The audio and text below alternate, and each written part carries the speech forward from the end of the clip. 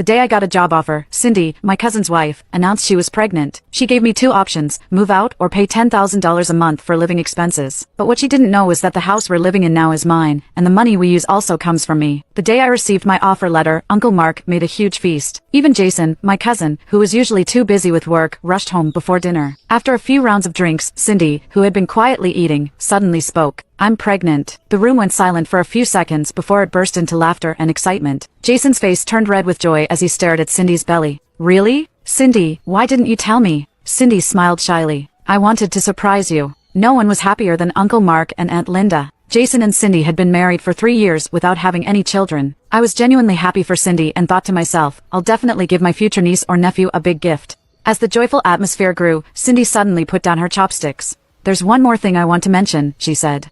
Aunt Linda, her eyes still full of joy, asked, "What is it?" "I think Sierra should move out," Cindy said with a cold expression. "She's already found a job, and now that I'm pregnant, it's going to be inconvenient after the baby is born." The room instantly became silent, and Uncle Mark and Aunt Linda's faces grew awkward. Cindy, though usually quiet, had never spoken to me with such a cold tone. I had always thought she was nice, so I responded kindly, "There shouldn't be any inconvenience. And when the baby arrives, I can even help take care of it. When the baby comes, there won't be enough room for everyone."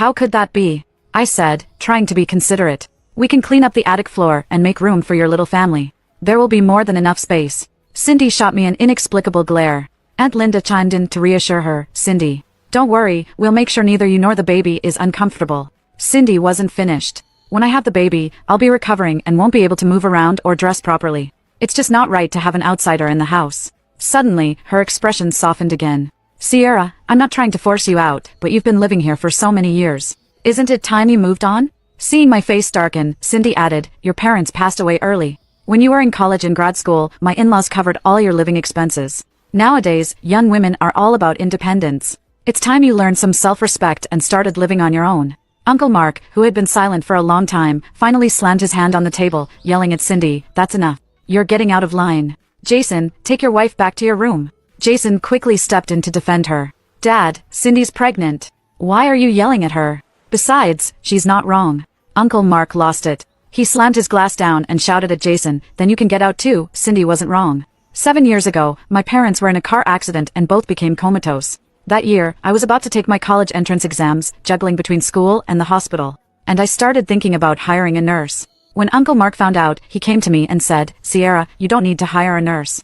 Aunt Linda and I can take care of them." Uncle Mark had always been kind to me, but taking care of one person in a coma was already hard, let alone two. "It's no trouble," he said, tears welling in his eyes. "They're my sister and brother-in-law, after all. No one will care for them better than family." After thinking it over, I agreed and paid Uncle Mark and Aunt Linda triple the normal rate to take care of my parents. They did a great job. Every time I visited, there was no smell or mess on them. They looked after my parents for over a year before both passed away. Now you can watch the second part by pressing share and more. I went to college in another city. Some people suggested I sell the estate house, but I couldn't. This house had been my parents' marital home, every tree and room designed by my mother. I wanted someone to take care of the house while I was away. When Uncle Mark heard this, he volunteered. And so, they moved in and stayed for years. When I started grad school, Uncle Mark and Aunt Linda urged me to move back home, saying they could help look after me. After today's confrontation with Cindy, I finally understood why she had been distant with me all along. After Jason and Cindy left, I asked Uncle Mark, "Does Cindy not know about the house?" Aunt Linda smiled nervously. "That's my fault. I told Cindy and her family that the house was ours. You know, Jason's family insisted they wouldn't marry him off unless he had a house.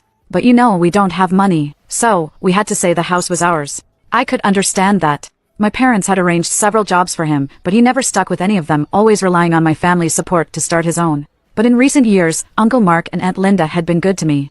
I gently said, "You can only hide the truth for so long. It's better to explain this to Cindy sooner rather than later. If she really needs a house, I have another one I could let them live in."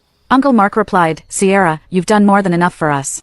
Don't worry. I would never take advantage of you." Hearing that, tears welled up in my eyes. Without Uncle Mark, I would have had no home. For the next few days, I saw Cindy around the house. She was either giving me cold looks or making passive-aggressive comments while watching TV. "Some people really have no shame, living in someone else's house like it's their own," she would say, clearly directed at me. Certain people think they're some kind of pampered princess. But honestly, people can't stand her. I kept quiet, hoping Uncle Mark and Aunt Linda would handle it. I had just started my new job and was swamped with work. I often stayed late at the office, only returning home long after everyone had gone to bed. One night, I came home earlier than usual, but it was already dark. The house was silent as everyone had gone to sleep. I quietly made my way upstairs, wanting nothing more than to collapse on my bed. But the moment I lay down, I heard a sharp scream, ouch. Now you can watch the third part by pressing share and more.